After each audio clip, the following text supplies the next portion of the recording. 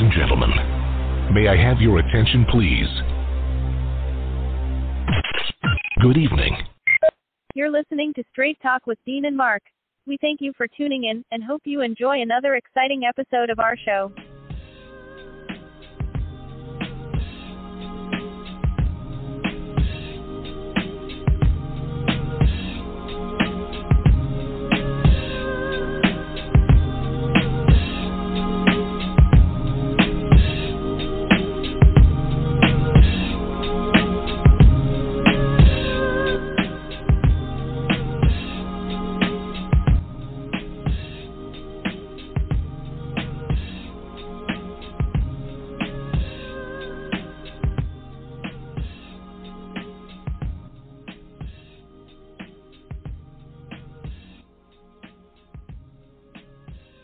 Ladies and gentlemen, welcome to another episode of Straight Talk with Dean and Mark. We have now reached the month of June, and it seems like 2021 is going by real fast. It's 88 degrees up here in Jersey. Feels like 93, so it's a hot one today. But before I get into the current events, I just want to get y'all to understand or ask you all for your support for the Baby Buns for Life Network. It was founded by the Graves family because they know and understand all too well the feeling of uncertainty that comes with premature birth. After 17 years of struggling with infertility and numerous miscarriages, they were finally expecting. Unfortunately, their son was born at only 23 weeks, weighing only 13 ounces, and was given less than a 1% chance of survival. And he spent 356 days in the NIC unit. But the family has been featured on many media outlets for their inspiring story and the way they give back, even during their difficult times. Many media outlets like WRC 8 News, People's Magazine, Rachel Ray, The Doctors, Good Morning America, Virginia Currents, Essence Magazine, and BlackDoctors.org have shared their story. They've also partnered with March of Dimes, March for Babies, VA Special Olympics, and other organizations to expand their efforts. Their mission is to educate, inspire, and provide support to the families of premature babies. Every parent of children born prematurely will see their kids grow into healthy boys and girls. And their purpose is to provide education and social services to a community of families with premature babies. They definitely need your support. If you have any questions, email info@babybunsforlifenetwork.org. It is a 501c3 organization, so all your donations will be tax deductible. We call them 13 ounces of faith, and they definitely need your support. So if your heart leads you in that direction, we thank you in advance. All right. Now, in other news, a Texas mother was arrested for posing as a student, a 13-year-old student. So she said, I did this to prove a point. And she posed as her 13-year-old daughter. So in El Paso, Texas, a 30-year-old mother who was arrested after posing as her daughter at a Texas middle school said she did it to push for better security. Casey Garcia, who jail records show is 4 feet, 11 inches tall, and weighs 105 pounds, was arrested on one count each of criminal trespass and tampering with government records, El Paso County Sheriff's Office officials said. She was also arrested on an unrelated traffic warrant. The deputies were notified Tuesday by San Elizario Independent School District officials of Garcia trespassing on school grounds and posing as a student, Sheriff's Office officials said. Several posts were made on social media documenting her posing as a student, officials said. An investigation led to 2 warrants being issued for her arrest. In a YouTube video titled, Why I Pose as My 13-Year-Old Daughter, a raw but real answer, she said she dyed her hair and used skin tanner to pose as the girl. She says that after she was asked for her ID number at the school and whether she had signed in, she was allowed inside. She said school staff was more concerned about her phone being out than in who she actually was. She said she was the only student in one of her classes, adding the teachers were so preoccupied with the students that were online that they weren't paying attention to the students that were there physically. She praises her daughter's teachers, but says it is a problem at all schools. I bet you anything someone else can do this, she says in the video. This is why I did this, whether you agree with me or not. Later, she says, I think the deal breaker for me was actually walking in and posing as a 7th grader. I mean, I'm no spring chicken, but it wasn't hard. And I made it to all 7 periods until the last teacher. She was female. And she said, Julie, can you stay after class? And I said, absolutely. She looked at me and she said, you're not Julie. No, I'm not, she said. She replied. I took off my mask, I took off my glasses, and I said, no, I'm not Julie. I'm Julie's mom. And she said, why? Garcia says, I think she was really mind-boggled, and she had no idea what the hell just happened. She asked, I said, for a social experiment. I wanted to see if I could make it the entire day without anyone noticing. I stay up until 7th period. I think that's a very long day for a 30-year-old. Garcia says, I did this to prove a point. I prove I can get through the public school system. She adds, I ate lunch without my mask on. I mean, I thought that was going to be the deal breaker, but it's not. Appearing to remark on the feedback she's received online, she says, somebody commented that I look 35. That was rude. And as for people who say the situation is nuts, she says absolutely is nuts because you don't understand my integrity, you don't understand why I did it, or if there was a real reason, or if there wasn't. She explains her motivation. I'm telling you right now, we need better security at our school, she says in the video. This is what I tried to prove. I kind of feel like I proved it. And she said that during her day at the school, she was nervous, had trouble breathing, and wanted to throw up after every class. As to why she stayed, she said, I stayed because, look, no one noticed I was there. That is a problem. She says, I was, hey, put your phone away. I was not a name. I was not a person. I was, hey, put your phone away. Then she talks about mass shootings. The first one should have never happened, she says, adding, I think that we need metal detectors. I don't think that backpacks are a good idea.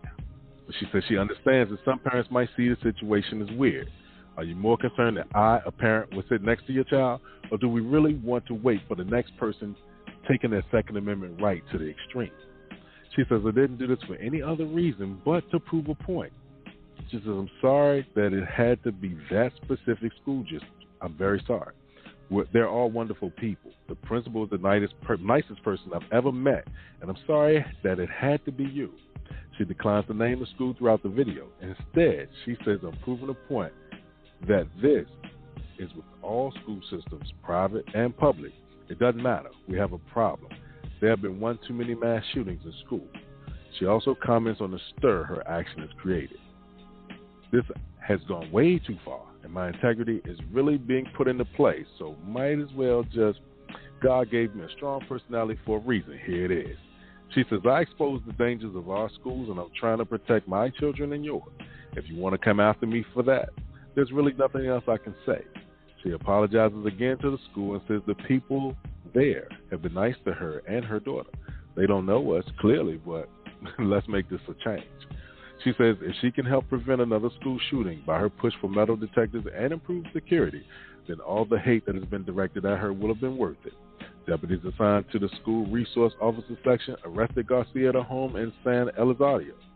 Garcia was booked on Friday into the El Paso County Jail on bonds totaling $7,908. A jail log shows that she was released later that day. Now, when you look at that, you know what? She did prove a point. I mean, damn, she lasted 7 whole periods, and nobody knew who she was.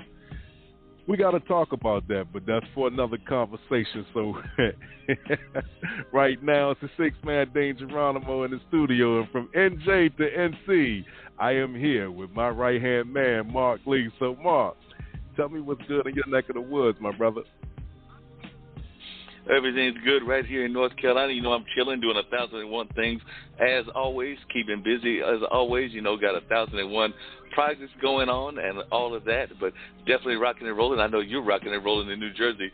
We've been having some scorching weather. I don't know what y'all's weather's been like, but it's been scorching over here. And, of course, we've had pop-up thunderstorms. What were you saying, Dean? It's hot. That's all I said. It's hot, bro. Yeah. It's hot.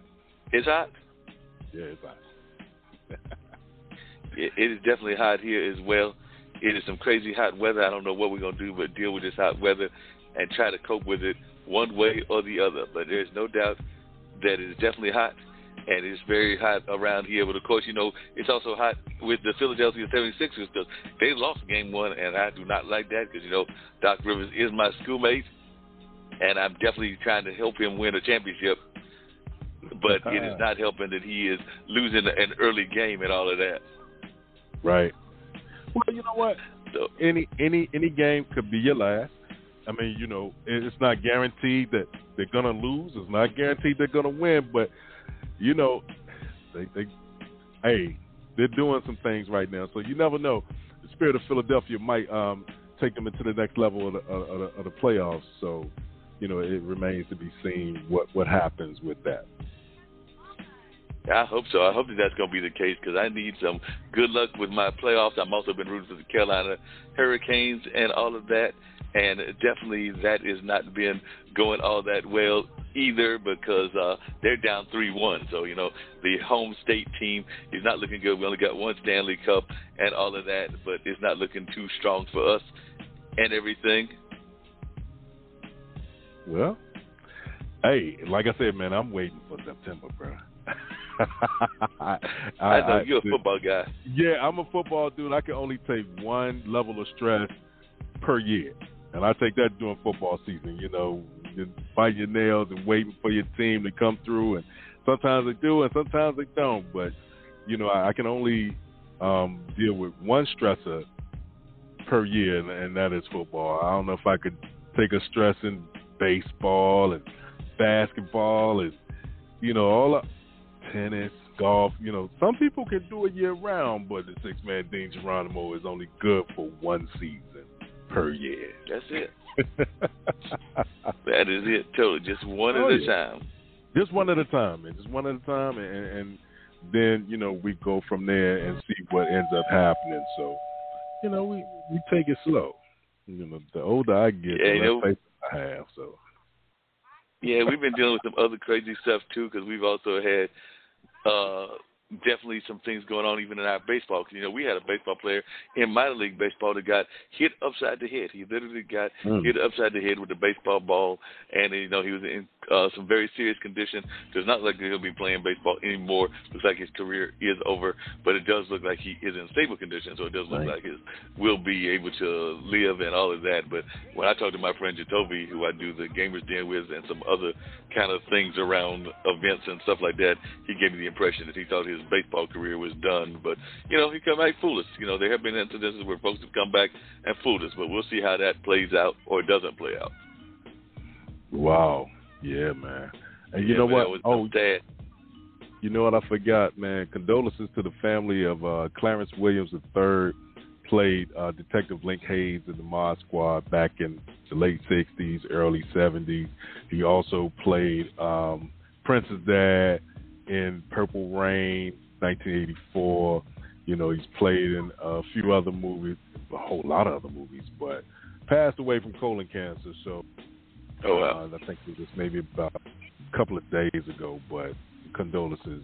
Great actor, man. Gone to be with the rest of the Angels at this time. So, Yeah, condolences definitely go out to him. That's sad anytime that we lose folks like that and everything. Definitely, sad times when there's been folks lost, whether it's been through COVID or whether it's been through, as you just said with this gentleman, colon cancer, or a number of other things that are out there taking lives and all of that. So our condolences definitely go out to that person. And we know a lot of times these are some great folks that have done some amazing things. I actually had the privilege of helping my friend Eric Kelly with one of his Black Business Expos, and he's got Bruce George as one of his speakers, and Bruce George has got this platform called Genius is Common. So it's basically this whole concept that our genius is very common and that we don't need to be thinking of genius as abnormal and all of that. And some of the people he had were some legends as well, because he had Antonio Fargas and George Duke as some of the people that would come on and say genius is common as well as the last poets. So he had some amazing last geniuses in general. So they came on and gave their words and everything about, motivating people and trying to get folks to be motivated. It sounds like they're trying to put together a campaign that would be similar to Sprite or similar to, the Sprite symbol, Obey Your Thirst, or Nike, Just Do It, or some of the things along that line. So, this could be something that we see on a national or international time as we continue moving forward. So it might be something that we see where it's like, wow, that Genius is Common thing is amazing. Indeed, man, indeed. So, yeah. And then, of course, we got, Mr. Kamala going out and doing some work in the community. I think that she's getting some very difficult assignments, but she can handle it. I got no doubt that she can handle the border walls. She can handle they sent her to Guatemala. She went to Guatemala, man, and they had her, what do you tell potential migrants? You know what I'm saying? And she ended up telling them, don't flock to the border because you're going to get turned away if you do. You know what I mean? So she says, I want to emphasize that the goal of our work is to help Guatemalans find hope at home. At the same time, I want to be clear to folks in this region who are thinking about making the dangerous trek to the United States-Mexico border. Do not come. Do not come. Wow. Like, put her up to the dirty work. You know what I mean? But that comes with the job. So, hey, we got somebody at the door, bruh. Yeah, let's bring him out. Let's bring him away from the door. We're going to find out who is here right now and bring him on in. Welcome to Straight Talk with Dean and Mark. You are now on the line. Please tell us who you are and where you're calling from. Hi, my name is Jennifer Beck, and I'm calling from Denver. Ah, hello. And I believe, Jennifer, how are you doing, Jennifer? Jennifer has been working in some very interesting space. If I remember correctly, Jennifer was the young lady that I said I was going to be getting in touch with that has been doing work in an industry that has become very big in Denver, which is the cannabis industry, if I'm remembering correctly, and everything along those lines. So if you could share a little bit about your background and what you're doing, and then we might have some other guests that come in. But I do remember, I've had some great guests that I reached out to, or they have reached out to me through some of these services like Potted and Podguest, and Jennifer was one of those. So I'd love to hear more about what she's got going on and what's going on in that world, because we do know that definitely we're seeing more opportunities, but we're also hearing that we're not seeing enough minority opportunities. But I'd love to hear her thoughts on that. Yeah, absolutely. So thank you for having me, and I've been really enjoying listening to your show. You guys are so dynamic, and it's thank you for all the interesting updates. I had a long day of work, and this was really nice. So, but yeah, I came from the legal cannabis industry. We started the first and at the time largest electronic wholesale marketplace to connect the growers with the dispensaries. So that was still all being done on the phone, like, do you want to buy some pot? And we thought there was a big opportunity as Colorado's legal market opened up to make that more of a data, like in eBay or something. You could see what was online. You could see price transparency. You could see how many people were interested in buying a particular product before you bought it. And so that company was called Cannabase. And it was really fun. It was really fun to be involved in the early stages of legalization. I was the vice chair of the Colorado Cannabis Chamber of Commerce for a couple of years, and we've been involved in advocacy for responsible legalization, and then sold that platform in 2016.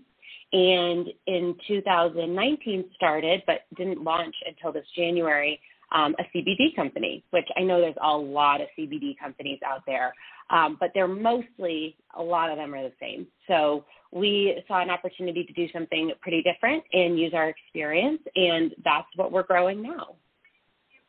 Could you tell us a little bit about CBD? Because you're right. Every time I turn around, I'm running across people that are selling various CBD products, even here in North Carolina. Some of them are even doing it in some of the, what I guess I would call the natural stores, or kind of like the organic stores and things of that nature. I know that there's a store in Chapel Hill. I know that there are a couple of folks here that have like their independent stores and everything, but it does seem like it's a booming industry. So I was wondering if you could talk a little bit about the difference between the CBD kind of oils and cannabis, and also why it is so booming. Because every time I turn around, it seems like somebody is getting involved in this business. You're right. That is one of the challenges. There are so many companies right now, but it's good. There's a lot to choose from. So CBD versus cannabis is a great question. CBD cannot get you high. The CBD that you're seeing sold across the country is derived from hemp. It's not derived from like a cannabis plant that would be licensed under the state cannabis program. So in order to be classified as hemp, it's the same plant. It's the cannabis sativa plant. But by law, it needs to have less than 0.3% THC. And so an industrial hemp grower with less than 0.3% THC is now, because of the 2018 Farm Bill, so this is very new, able to grow and sell and then extract CBD or other cannabinoids for use to be sold commercially, kind of across the country without restriction, versus being a cannabis business, which is state by state and cannot cross state lines. So when you're a cannabis business, you're a licensed grower, edibles manufacturer, or retail dispensary, and your product is tagged from seed to sale. It's really, really strict compliance, and you're allowed to have THC freely in your product. And THC is the psychoactive component, so that's what gets you high. Why CBD is so interesting and kind of why it's worth all the fuss is because it interacts with the body's endocannabinoid system. So our body has this network of receptors.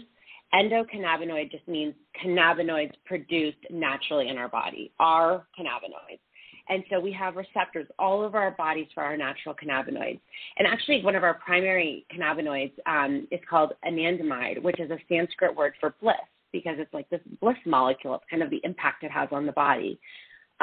There's multiple layers of this endocannabinoid system in the body. So there's endocannabinoid receptors in our skin, and there's endocannabinoid system in our central nervous system and in our brain. So one thing that we really honed in on is the difference between topical CBD versus ingesting CBD. They're going to have completely different effects on the body because you're interacting with a different set of receptors. But there's all of these amazing benefits to utilizing CBD, and that's why people are so excited about it. What we think is kind of the missed opportunity in the products that are out there is that they're treating it like, first of all, a lot of it is produced by the same people. There's a couple major manufacturers that white label their products. So they make a big vat of lotion, and thousands of companies buy that lotion and put their label on it. And it's really cost effective. But the products are kind of,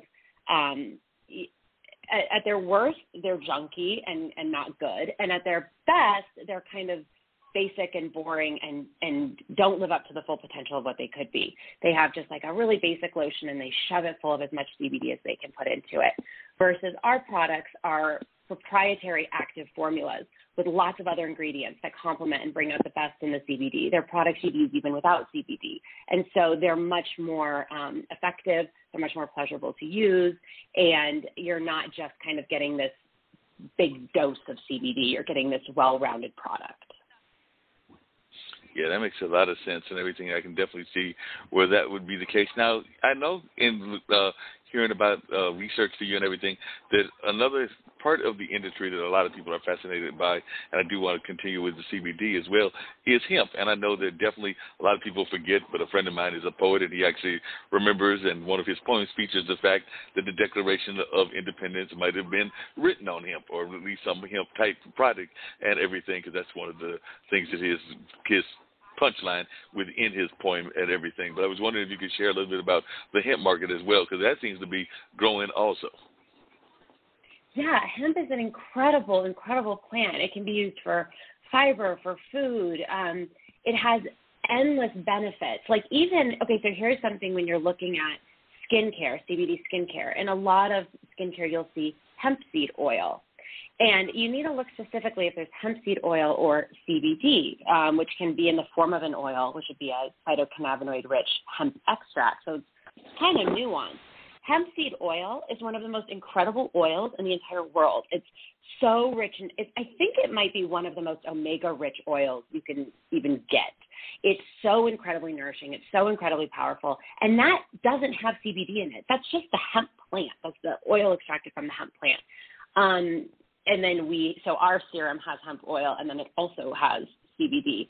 But yeah, the hemp plant has so many different applications, and what's just been interesting is the ramifications of the war on drugs. And like you were talking about equity in the industry and diversity, because of all of the legislative impacts of the war on drugs, we're currently in a place where even if a more diverse group is able to get a license, like a cannabis license, the access to funding is so limited that it's nearly impossible to get off the ground. And that's why the cannabis industry is still getting run by big groups of old white guys. And it's super, super frustrating.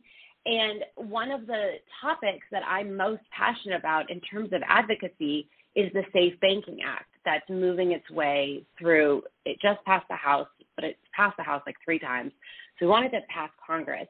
And the Banking Act would give access to banking for cannabis businesses and CBD businesses. CBD, because it's federally legal under this hemp farm bill, it's better, but it's not great. It's still kind of associated with cannabis, even for the investment in the banking community. And so what happens is, there's these social equity programs that open up licenses to more diverse groups of people, but then they can't get funding. They can't access bank accounts. They can't access investors. Can't access lines of credit.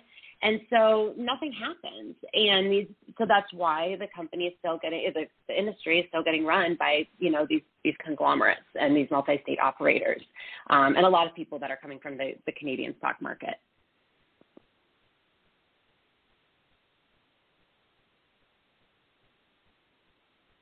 Hello?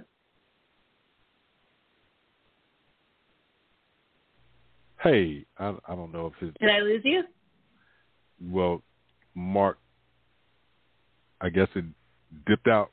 I'm not sure if he's down there with a storm or what, but that's interesting. Like, a lot of people do get confused, the cannabis and the CBD, and they think it's all one and the same, and, assume that it's one. I guess it's 2 separate markets instead of one huge market, which can be misunderstood. Am I right or wrong? Absolutely. Yes. They're 2 different industries. The CBD industry spawned out of the cannabis industry. So we had the legal cannabis industry first, which is still federally illegal. So that's why I'm complaining about federal access to banking. On a federal level, they still have not said this is a legal thing. So banks, institutions, investors, don't want to touch it because it's federally illegal. And then CBD comes from industrial hemp, which is now legal on a federal level. So that's why you see CBD everywhere, because you get all these benefits, but none of the restrictions that the cannabis businesses go through. But because of the war on drugs and the implications of the war on drugs still impact both industries. Cannabis much more so, but CBD is by extension. So basically, once it is ignited, it changes, I guess, and it's pulled from 2 different things, because states now have, and we see it, states are now legalizing marijuana, but the federal government is saying no. We don't care what states do. So at what point, who does the federal law still trump state law, or has the federal government kind of stayed out of the way and said, now we're still not going to legalize it, which still restricts the banking and everything else? That's a great question. So the idea is the states have legalized it. The federal government said no, and Obama was amazing, and he came out and said, we're not going to, he gave this really, it was around 2013, and he said really explicitly, we're going to let states do their thing and we're not going to bother you. And then, of course, when the administration changed, there was a lot of fear, especially with Jeff Sessions, about now what's the federal government going to do? Because by law, the federal government can do whatever they want to do. They made a choice in the Obama administration to respect states' rights. Luckily, it just didn't seem to be much of a priority for Trump. They had a lot of other stuff they wanted to do. Yeah. So, so we got left alone. But so that's why, yes, because cannabis is still on a state-by-state level, there's no selling across state lines. Everything is local versus CBD is national. So not only are there a lot of CBD companies, but you're getting marketed to by CBD companies all across the country. Okay. So it'll be more, I guess, at this point, it'll be a little more beneficial for someone if they were looking to do something past the local level to invest into the CBD as opposed to investing into the, I guess, the recreational marijuana? Huh? That's such a good question. So in terms of investing, the CBD market is challenging because it's really competitive. And so a lot of people have a wall up about even learning about CBD. Like, our products are completely unique and we know the market really, really, really well. But the first thing we have to overcome is just, will it get me high? And I've seen CBD everywhere and I don't want to talk about it. So that's the first challenge in the CBD. That's the major challenge in the CBD market. The major challenge with the cannabis market is a bit more nuanced. So you have this, it's local, which is actually fine because you're limited in numbers of licenses. So there's going to also be less competition. I don't think the local element is as devastating. The problems with being a licensed cannabis business, like a recreational dispensary or a grower, is first you have a ton of licensing fees. So that's really expensive on top of your startup costs. But the bigger thing is that there's this law called 280E. And 280E is another remnant of the war on drugs that they've just left into law. And it's this crazy law that says if your business is selling a federally illegal good, you can't deduct your business costs, your business expenses from your taxes. Mm-hmm. So, it's right. It's crazy because how are there laws for illegal businesses? But there are, and it came from, I don't know, I think there's a story of a Coke dealer who was trying to deduct business expenses and took it to the Supreme Court. I mean, it's a really crazy one, but it's real and alive in the cannabis industry, and it is very heavily enforced by the IRS, and they've actually increased their resources to increase their enforcement of 280E.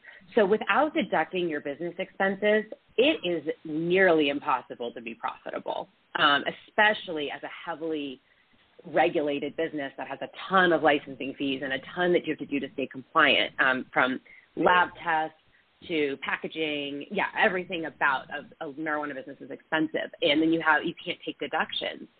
So, and then you don't have access to banking. So you can't get a regular line of credit. You just need really, really, really deep pockets. And that's kept the industry really, it's kept the industry in the hands of kind of the same people.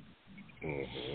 Yeah, that's one of the things I was going to ask. Is I know I was talking to a friend of mine in Canada, and that's one of their great regrets was they were feeling that as more and more things were becoming legal there in the Canadian area, and I would argue the same thing in the United States, that it was pushing out the small farmer and pushing out the minority farmer as well. So there was not a whole lot of people that were doing it in the first place in the minority community, but now there's even less because apparently, once you get some things that are corporately wonderful, then the bankers and the lawyers and the folks with the big deep pockets like to take over. We even see that with farming, which has gone to big farming as opposed to small farming. Yep. No, you're exactly right. It's very hard to survive as a small business in cannabis, and you need really deep pockets, and you need to be able to do it without a bank.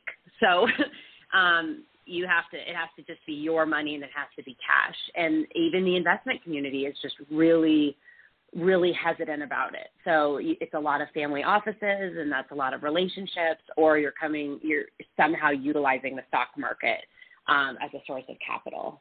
So it really does push out small businesses. Wow. And what is your thoughts about it? Because it does seem like we're seeing more and more states that are actually going into legalization, not just with CBD, but also in cannabis. So I think that we're like half the states that have some form of legalization. And I guess part of the problem is that every state doesn't have the same rules. So it seems like they're doing almost like a state-by-state rule. So I don't remember whether prohibition was that way because I wasn't even born during that time. But I'm imagining that was probably part of the problem with prohibition is the same thing that we're seeing with legalization. That the laws in Colorado may not be the same as the laws in New Jersey or New York, but they both may want to have some sort of legalization. So is that something else that you've been fighting as you've been in that space as well of trying to get more legalization? Yeah, I mean, what you're explaining is exactly the case, and it's the case not only on a state-by-state level, but on a county level. So dispensaries in Denver deal with completely different rules than dispensaries in Boulder or dispensaries in, Westminster. I'm naming cities in Colorado where I live. Right. So, yeah, different areas have completely different regulations, which just makes it expensive and challenging to scale, because even if you're trying to stay within state lines, you need completely different operations in different areas. And there's a lot of challenges for ancillary service providers. So ancillary service providers are the component of the marijuana community or the CBD community that provide business services to those businesses, but don't actually touch the plants themselves or have a license themselves. And that was like our company, Cannabase. And Cannabase's edge and value came from the fact that my husband is a really talented web programmer, developer, and we had a really big development team. And so it was a really nuanced database in the back end, how we handled new users and license verification and the compliance, and how that compliance switched in different areas or across state lines. And so it's incredibly tedious, and you don't know when it's going to, when it's going to change. So it's hard to make investments in that sense. Obviously, what everyone's waiting for is federal legalization, and all of a sudden it's alcohol. There's blanket laws. You can sell anywhere. You have access to banking. So, the little guy can get a loan or can get a mortgage and can grow. But I have this cynicism that because the government makes so much money off 280E, that law that says you can't deduct your business expenses if it's a fairly legal business, that doubles their tax revenue. I don't know the actual number, but it must at least double their tax revenue. I don't believe that the federal government is motivated to fully legalize and eliminate that, which will just decrease the taxes.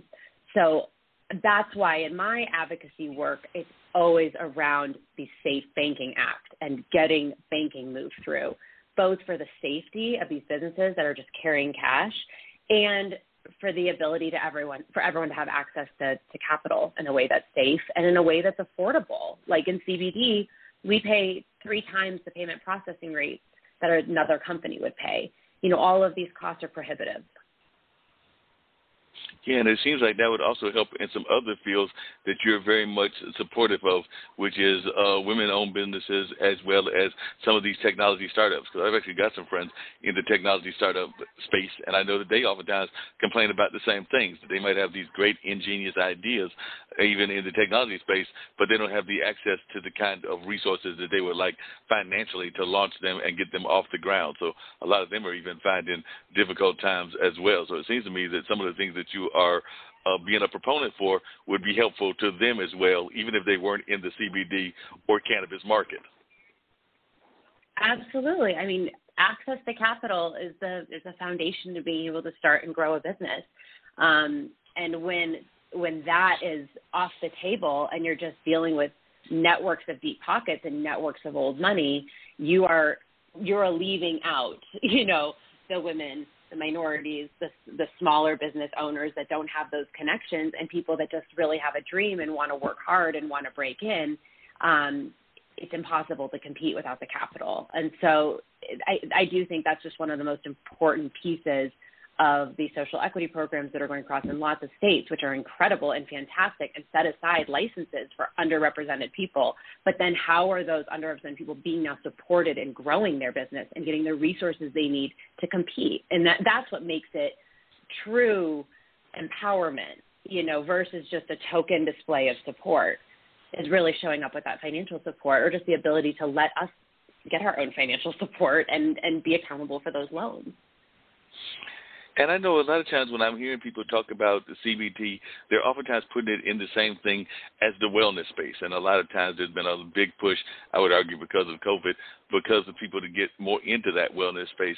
So could you explain a little bit about CBD's importance in that wellness space, and also maybe a little bit about your own thoughts about self-care and self-centered wellness? Because I actually had the privilege of talking earlier today to a woman that's doing some similar kind of work out of Florida, but hers is more yoga-based and kind of around crystals and the Reiki and things of that nature. She may be using CBD, but it didn't come up in the course of our conversation. But definitely, it was definitely in that same wellness space, and we were having a very interesting conversation about the importance of wellness, particularly in these very difficult times that we're in. So I'd love to hear your thoughts on that as well. Yeah, absolutely. Thank you. This is where Jihi becomes really exciting. So CBD is fabulous for wellness.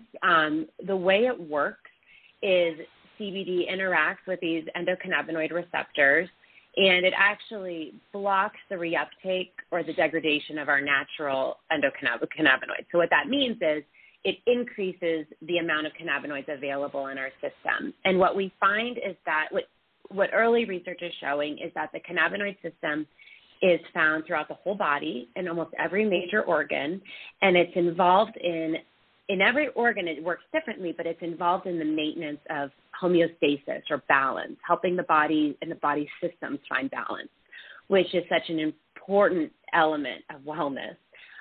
So the way we designed our line is we have 2 topicals and a tincture because they work differently. In the skin, we have a face serum and a body balm, and in the skin, the CBD helps regulate oil production. It helps increase skin cell turnover. It reduces inflammation. So like our face serum, which is an amazing face serum without CBD, it has hyaluronic acid and vitamins B3 and C and a bunch of really beautiful oils. It's like a really amazing serum. Then you add broad spectrum CBD, and it makes it incredible for fighting acne, fighting dryness, even the symptoms of skin conditions like eczema or psoriasis, which are largely caused by an inflammatory response. We can't cure those things, but it can really alleviate the symptoms and lead to clear, healthier, more vibrant skin. So we have the face serum, and then we have a body balm, which works similarly, but with more of an emphasis on pain management. It has some other ingredients. Our balm is incredible. It has 19 oils and butters. It's transformative for your skin. It's transformative for your body. And then those 2 products, these topicals, are interacting in the dermal layer, the skin layer, versus our tincture. So our tincture is called Reverie, the sleep tincture. It goes under the tongue. And that interacts with more the endocannabinoid system in our central nervous system and brain. And that seems to be more involved with these deeper regulatory processes like sleep-wake cycle, appetite, mood. When you see people seeking out CBD, for anxiety or depression, we can't say CBD cures anxiety and depression, and I don't think it does. But I think it's really helpful in bringing the systems into balance and in helping find your best place and helping you feel better. It really, really does. So our tincture is really unique because a lot of these CBD tinctures are, first of all, most of them are the same, like we've talked about, but they're also gross. They're thick, they're hempy, and then they have like a cinnamon or something, and that like masks the hempiness, and it's like kind of like fireball. It's just really bad. Ours is clear. It has like a light clove, sweet orange flavor. It's really good. It smells good, and it has these extra ingredients to support sleep. So it has a tiny bit of melatonin, skullcap, California poppy, chamomile. And so you take it a couple hours before bed, and it's really relaxing, and it really helps you get a great night of sleep. But then the idea of it is it's non-habit forming, and it's really gentle on your body. So you can take it every single day, and as you do, you're kind of finding balance across all these systems. It's making your sleep deeper. It's making your sleep more consistent. It's making you feel better during the day. It helps with exercise recovery. So it's a really multifaceted ingredient, CBD, and it's, I think, brought out best in these really beautiful formulations that have other active ingredients that complement it. Wellness, one of our main principles, which you noted, so that's super cool. You were checking out the stuff, that we have this philosophy called self-centered wellness.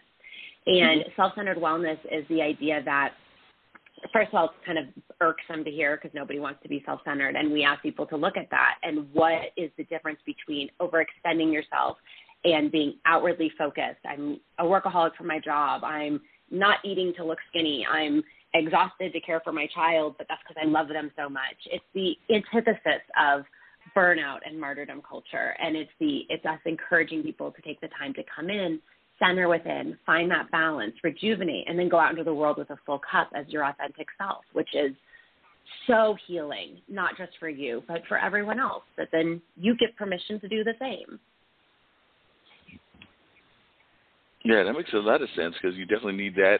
But it also sounds like it's very important when I was reading about your self-centered wellness in some very difficult situations, like you even talk about it being involved with postpartum depression and a number of other things as well. So definitely I was wondering if you could talk about how that plays a part in that as well, because you even talk about how it can help you said women, but I'd imagine even men with the eating disorders as well. So I was wondering if you could talk about how this self-centered wellness can help with the whole concept of both the women with postpartum experiences, and I imagine even men can sometimes have postpartum depressions or experiences of one sort or another, but definitely we know that both men and women can have eating disorders. So I was wondering if you could talk about a little bit of that and how it plays into that as well. Absolutely. Thank you for, taking the time to really dive into it. So my personal history informed or kind of, laid the foundation for some of these Jihi concepts that we explore. In my personal history, I had a very severe eating disorder throughout high school and college, and then immediately hopped from that into my cannabis technology workaholic phase. And then I gracefully transitioned from there into motherhood and a really extreme postpartum experience. My daughter had undiagnosed food allergies, so she was reacting to my breast milk and not sleeping. And I had postpartum hypothyroidism, which means my thyroid crashed, and I wasn't diagnosed with that for about 7 months. So we didn't even know we were, the mess we were until I got shingles when she was about 7 months old.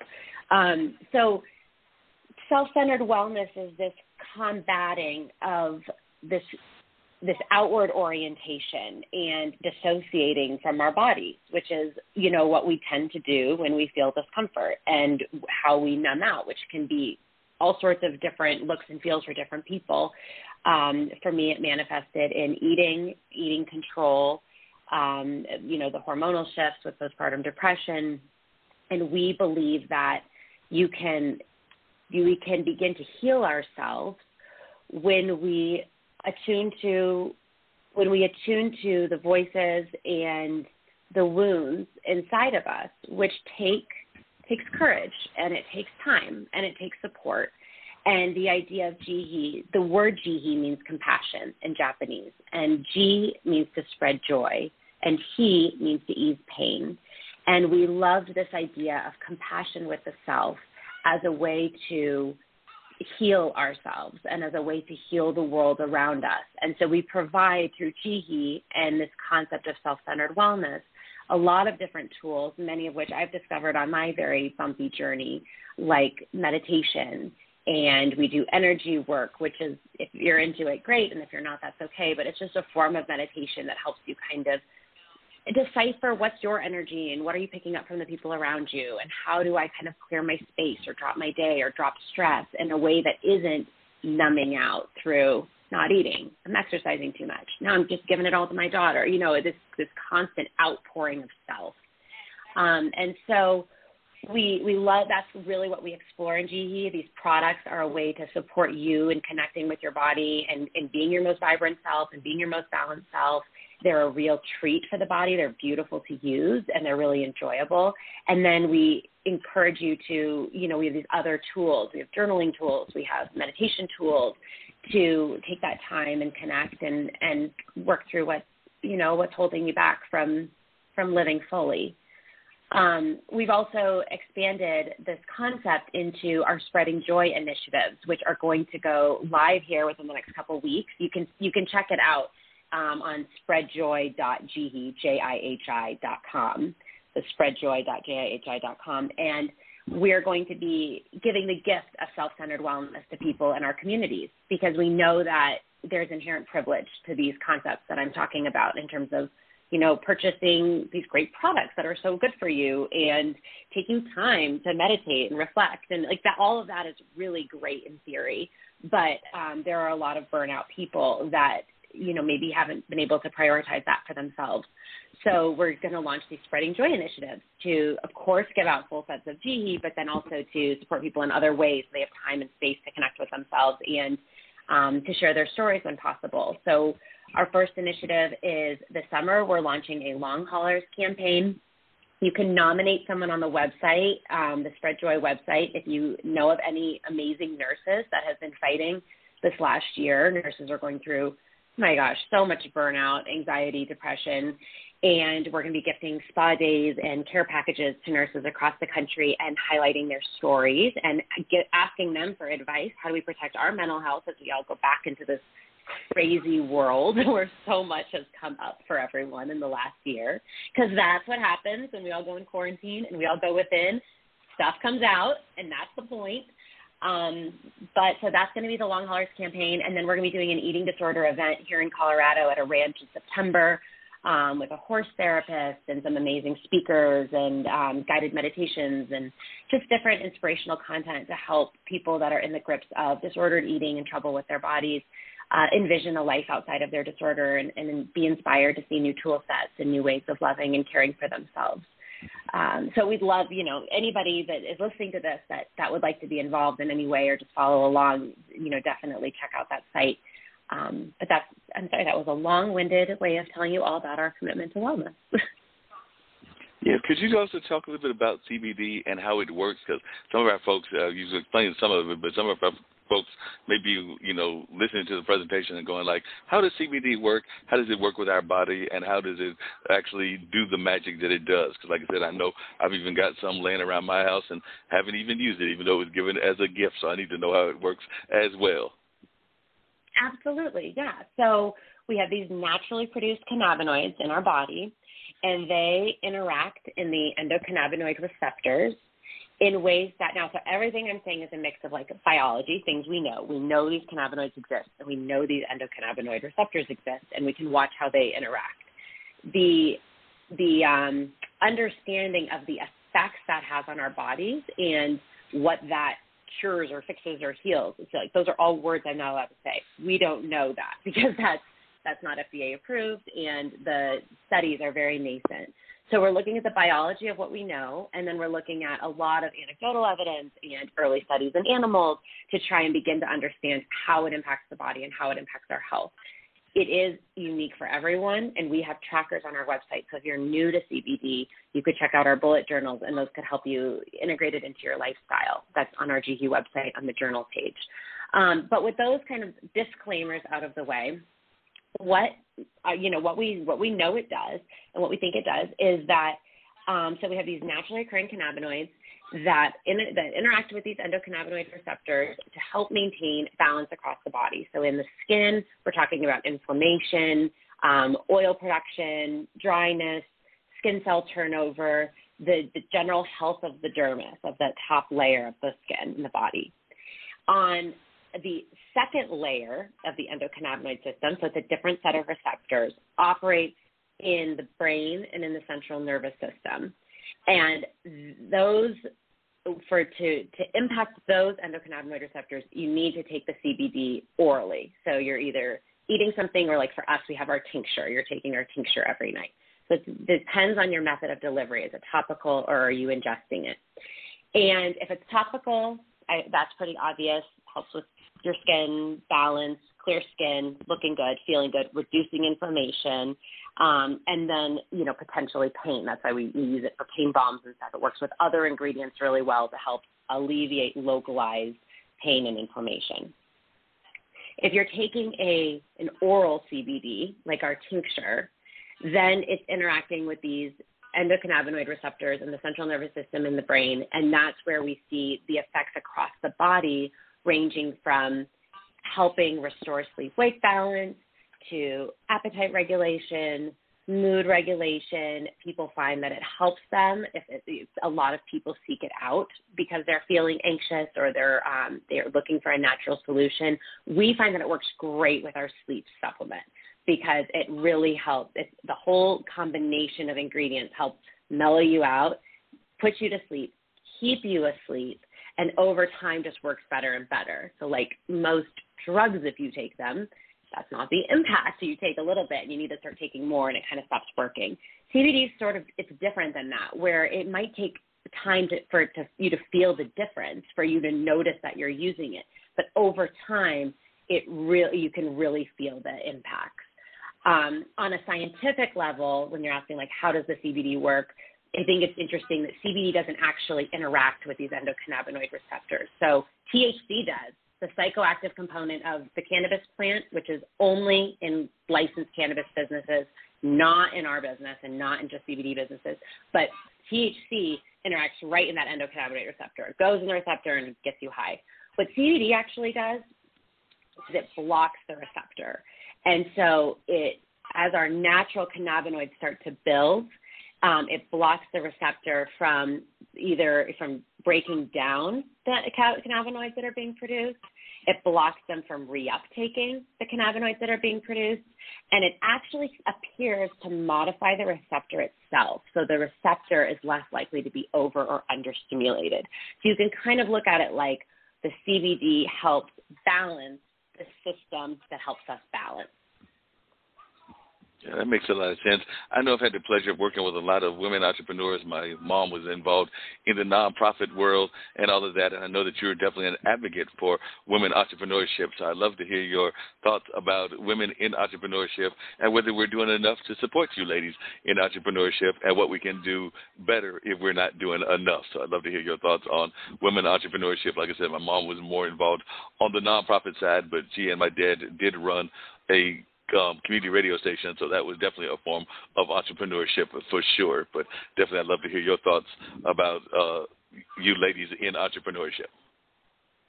Well, go your mom. And, it really just goes to show how kids that are raised by women who are out there and doing it, they carry that torch, It's just the fact that it's still on your mind and you're still interested in it, I think says a lot. For other women, for women to see, being a woman entrepreneur is challenging across the life cycle. I think when I was younger and when we did cannabis, I was 24, and we were in marijuana and we were in technology, so we were in just really masculine spaces, and it was really challenging. And I think one of the challenges for women entrepreneurs is that women are not comfortable, and people aren't comfortable with women talking about money. And that is entrepreneurship, is money. Whether or not it's yours, you're moving money, you're understanding money, you're raising money, you're selling for money. It's all about money. And it was amazing for me walking into meetings and, men were talking like we talk about sports. I raised this and we closed this for that, and this is what this is worth, and da-da-da. And it's just like, it's just kind of updating each other. But when I would talk about money, it was like, who trusted you with that? Why do you get so, are you okay? Can you handle that? Don't be neurotic about it. It was people. And then in my own spaces, in my own community, it's not like it was very hard to find support and people to talk to sometimes, in a sense, because I didn't have a big world that wanted to talk to me about money. I mean, so I think being a woman entrepreneur can be very isolating. It can be challenging to feel like you're competing and keeping up with the guys, and then you try and kind of act like them or fake it till you make it, and it makes everyone uncomfortable. So some of that is just women in business is new. As I've gotten older and don't worry as much about how I'm perceived, and I'm used to that side of things, it has been very challenging balancing being a mom and running a business. And some of that is societal. A lot of it's biological, that it's just hard. It's just hard to shake it when she's crying because she has to go to school and I'm working all day and I feel guilty and am I making the right choices? So I think, early child care is really, really important because the childbearing ages are also, peak or important career years. For most women now, a lot of women graduate college and have some sort of a career before they have a kid. And if you just stop, I stopped for 3 years between the sale of cannabis and coming back to Jihi. And I could feel the irrelevance factor. I could feel that 3 years, that gap in my network and in my influence and in everything I was doing. And if I had allowed that gap to be 10 years, could I have even come back and been and used my old experience? It would have been such an old story. I don't even think it would have disappeared in a way.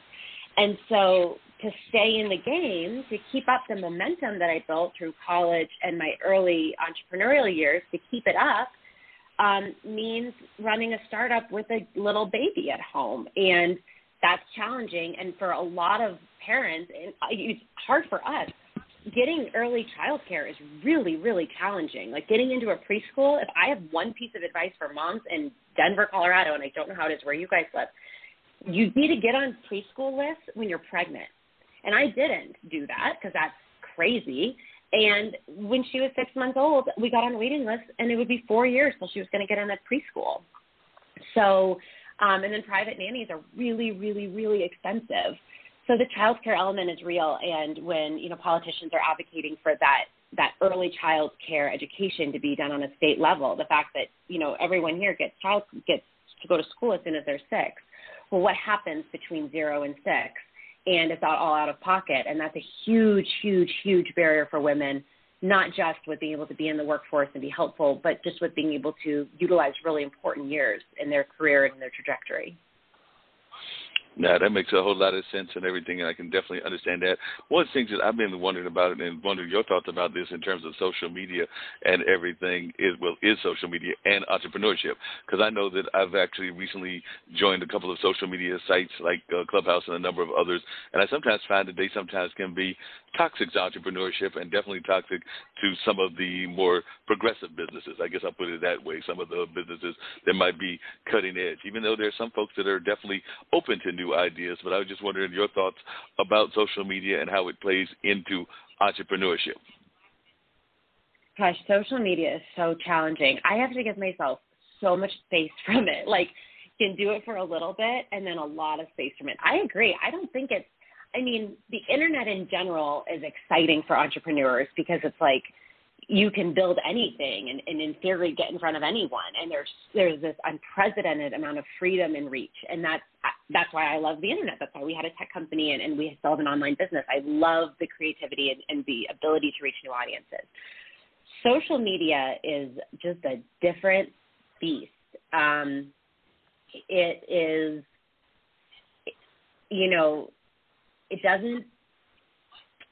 it is the opposite of self-centered wellness. It is so outward, so full of comparison, so biased. I mean, I was just reading this morning, I got a newsletter from, I think it was just later.com, which is a site that helps you with social media planning. And they were talking about Instagram. I don't know what they called it, like not blackouts, but when Instagram starts to, they don't disable your account. They don't tell you there's anything wrong with it, but you just stop displaying. You just stop showing up for people. You're not on the explore page. I think it's called shadow banning or something like that. Thank you. I'm like blackout. Yes. Shadow banning. And they were talking about how it disproportionately targets minorities. It disproportionately, Instagram hates us. We're a CBD company. They won't let us promote anything. So anything we do has to be organic. And then you know what happens when everything is organic? They don't display you because they display people that promote posts. And it's all fed in this Zuckerberg machine. So it's all biased. It's all so egocentric. It can be so deflating as an entrepreneur. You have to engage with it. You have to show up. But, I have to do it in such small doses. And I really think that, the practice of self-centered wellness, like we talk about it, coming within, finding your truth, your joy, your authenticity, taking the time to heal, having tools for wellness, tools for grounding, tools for coming within your body, tools for being in your body comfortably, which is what Jihi is amazing at. All of that is, the opposite feeling, experience, and effect, to me, of being on social media. So social media is a necessary evil. No, I definitely agree with you on that and everything. I was wondering, because that's actually something I asked the other young lady that I talked to earlier today about wellness and everything, but how wellness plays into so many of the social upheavals that we're dealing with, whether it's Black Lives Matter, and I know Denver was definitely involved in that, and definitely some of the Asian hate that's gone out there, and even some of the things that our Latin brothers and sisters have been going through. But I was just wondering, as a wellness expert, how do you think wellness plays into what our relationship is with our like-minded humans? And we know that this is Pride Month as well. Yeah. What Jihi advocates for is authenticity and joy, and that being the key to wellness, that it's impossible to be well when we are out of touch with our truth. And one of the concepts of Jihi that really resonates with me is Jihi is about compassion. And when you're doing energy work or a lot of Eastern medicine and you look at the heart space, the heart is where we associate our relationships with others. But in energy work or in a lot of Eastern work, the heart space is where we hold the pictures of ourselves, and that is reflected in how we treat the world. I think that quarantine and this pandemic and everything that we've been going through politically I think it's been important. I mean, I think that what we've gone through with the Black Lives Matter movement, with all of these upheavals, are deep-rooted injustices that needed to be dealt with. And I think that us recognizing the dysfunction in the powers that be is easy to feel like maybe things were a little more under control than they were. And having time to come within and time on our own seemed to harness and unleash a lot of really necessary anger as a catalyst for change. And when we do, on a personal level, wellness work and healing work, it's not really fun. You know, you have to, I mean, that's the idea of Jihi, the products, is they're kind of a balm and a solution to ease the pain of that growth, whether that's as simple as exercising and feeling sore and not being able to sleep and feeling uncomfortable afterwards, or it's stress and that coming out in our skin and our face, or it's not being able to sleep. You know, that's kind of the more physical level of it. On an energetic and emotional wellness level, in my personal journey, coming within has always been very painful and has been challenging. And that's why I avoided it. And instead, I would starve or drink or work or do something else to distract. And I think that when we come within and we do the harder work, it can be much more painful. It's much more threatening to the ego and to our thoughts about who we are. And it takes more determination and resilience to move through that growth period.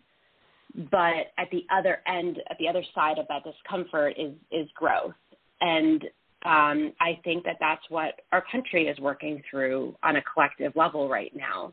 And there's no way around it. There's no way around the systemic pain and injustice in our country. And it's time to address it. And in that, there's going to be a lot of anger. And there should be anger, and it's going to be uncomfortable, and it needs to be uncomfortable. So Jihi and our wellness practices aren't about taking away, aren't about stopping that. They're about allowing it, and they're about listening to it. And like the same way we learn to listen to our emotions as messengers instead of our emotions as I am. You know, in English, we say, I am sad. Well, you are not sad. You are feeling sad. And that's a huge shift for a lot of people. It's a huge shift for me to let feelings move through me and to be an indicator versus my new perception of who I was. And I think that our collective anger is really important. And personal wellness is a way to have resilience and to find our truth and to find our joy in the chaos of these really uncomfortable and times that feel very unstable. And that's what the wellness community needs to be showing up for. And I think I hope that we can be, and other wellness providers can be, just a resource, a grounding resource to provide some comfort and some physical peace as everyone moves collectively through these really emotionally challenging times that just can't be avoided, that need to happen. No, I definitely agree with you on that. Now, I did want to circle back to one of the things we had talked about earlier, and then one of the questions I usually ask towards the end and everything. But one of the questions I was curious about is, like I mentioned earlier, we've definitely seen a lot of the states that have legalized marijuana, but I was wondering, do you think that we will ever see in my lifetime, and I'm 59 now, so hopefully I'm going to make it to 100, but who knows?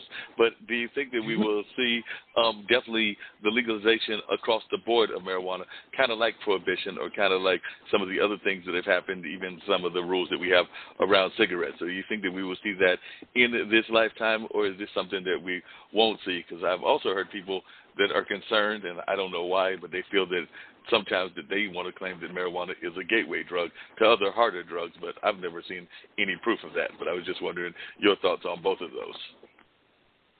Yeah, I do believe we'll see legalization in our lifetime. And in the next, like, if we don't see it in the next 20 years, I'll be blown away. I believe, I'd like to say we'll see it in the next 10 years. I don't believe it's right around the corner. Biden has been really just, I'm personally very happy he's elected. I think he's doing, but he just doesn't seem, he's kind of old-fashioned about the marijuana thing. He's like willing to kind of stay out of it. He's not going to hurt anything, but he appears to have a lot of resistance to legalization. So that's why my energy continues to move towards safe banking. If we can have safe banking, I think it can solve a lot of the issues in a reasonable way. Because first of all, Biden's just not super warm to the idea of legalization, and so I really don't feel good about it. And then also 280E, the law that enables the government to make a lot more taxes off businesses because of their federally illegal status. I don't know if it's hugely motivated to change that. In terms of it being a gateway drug, I'm so biased here, but Jen, me personally, I don't believe it's a gateway drug. I don't believe it's a gateway drug any more than like alcohol is. Having a few drinks, I think, will loosen someone up and make them just as likely to go, do another drug as marijuana. I think cannabis has amazing therapeutic benefits. I think we need a lot more research, which, because of its federally illegal status, we haven't been able to get. We need to understand how, these really potent strains are affecting our bodies. Without a doubt, young developing brains need to stay away from cannabis. The number one thing I've seen over the years is just study after study after study that before, I don't know what the exact age is, but I want to say a 23, 24, which is kind of old. It's, it's older than even the legal drinking age. The impacts of cannabis on the brain can be really, really huge and can be a predecessor to, psychosis and, more serious psychiatric conditions. To a more developed brain, we don't see that same impact. And so I think number one, safe legalization is about keeping it out of the hands of kids, which is why I think a well-run legal market is essential for the safety of our children, because you don't want young people, you don't want drug dealers that are selling a lot of pot, because then now you do have a gateway drug, because pot isn't super addicting. And so, they like to upsell kids into something stronger. I think a really strong legal market that pushes out the black market is so good for our youth. And we also know what we're getting. There are, you do want it to be regulated. So one of the differences between our product and other people's products, CBD, because it's not a licensed product, we buy cannabis at a dispensary, it's a licensed cannabis dispensary, and everything is really, really strictly regulated. CBD, because it's legal under the Farm Bill, can just be sold. There's no oversight. So one of our key principles in developing Jihi was using the level of compliance that we observed in the cannabis space for our CBD products.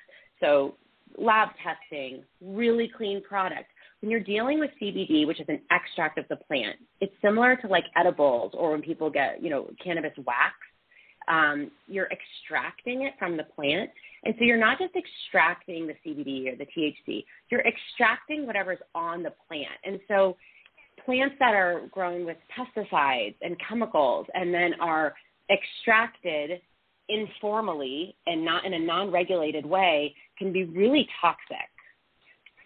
So I think that it's important that we have a legal market so that we know everything is produced really safely, it's produced really clean, and we disempower the black market, which is what I think is most dangerous to kids. And I personally don't worry as much about the impacts of cannabis on, adults. I think it's more of a personal choice like alcohol. Yeah, that makes a lot of sense, and I'm glad to hear that you're thinking that it could be changing in the not-too-distant future and all of that. So I know a lot of friends of mine will be glad to hear you say that as well, because they've got similar kind of attitudes and definitely are hoping the same kind of thing. So they'll be glad to hear that that's your thoughts and everything.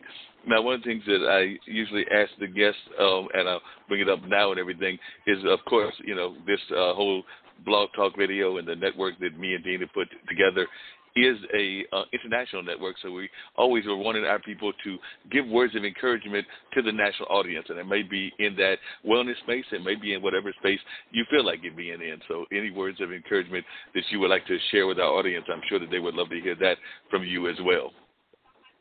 Oh, what a nice. So the phrase that I come back to all the time, especially when thinking about self-centered wellness and a response to some of these harder things we face as individuals, like I bring it up a lot in the eating disorder space and postpartum, is that you are not broken, the world is.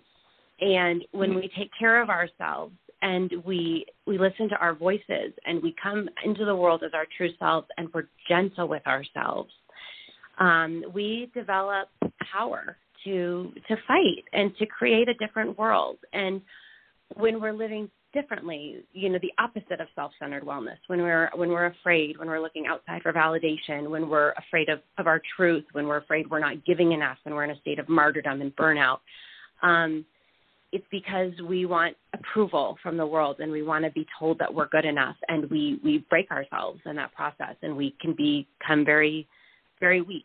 And I think it's so, so powerful to take ownership of not just your health, but of your wellness, of your truth, and to give yourself time and space to restore and to face the pain of life, which is there. And you deserve that, and you'll be strong, and then you can fight because you are not broken. But the world definitely is. I can definitely agree with that. I was just curious now, when you were a youngster and everything, and before you got married and had the family and everything, were you the one that everybody thought would be an entrepreneur, or was this something totally new to you and it actually shocked the folks in your circle and everything when they found out that you were going to be this entrepreneur and all of this? So I was wondering if this was something that was always in your wheelhouse and something that you always thought you were going to do. I mean, I've always been an entrepreneur. I used to, run some pretty intense lemonade stands at like 5, and then I tried to turn my house into a library, and I put barcodes on every book in the house and invited the whole neighborhood over. I had a neighborhood newsletter. I've always loved creating things, and I've always loved like businesses. But as I moved into high school, it's just what we were talking about. I became really self-conscious and really caught up in high schoolness and wound myself into a really, really, really deep eating disorder, which completely disconnected me from my spark, my passion, my energy, anything. And that took a long time to unwind. So in college, I was a psychology major, thinking that I would become a clinical psychologist and work with eating disorder patients.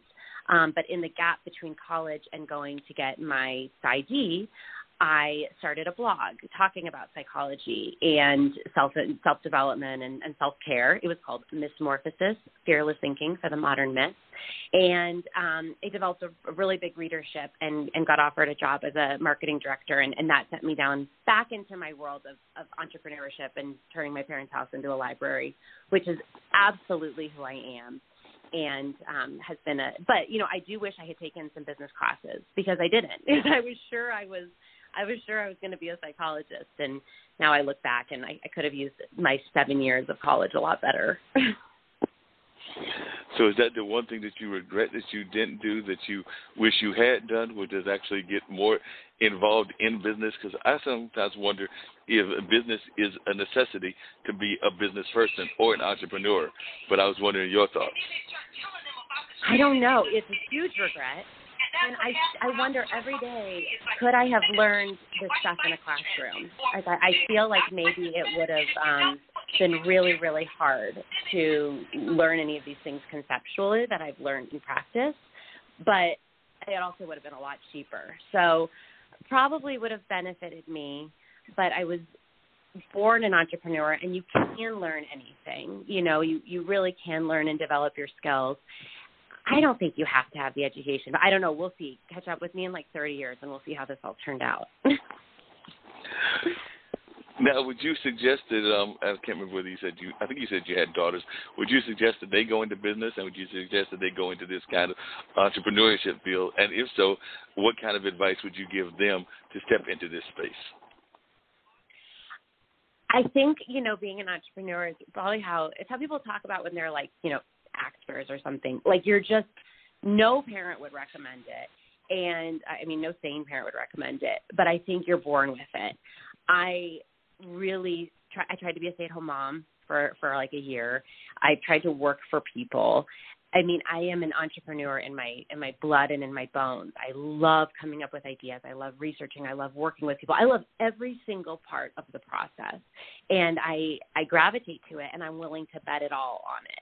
And it's a highly risky, highly stressful way to live, but it is me existing. It's like a singer singing. It's just me doing what I know what to do in my bones and how I love to live.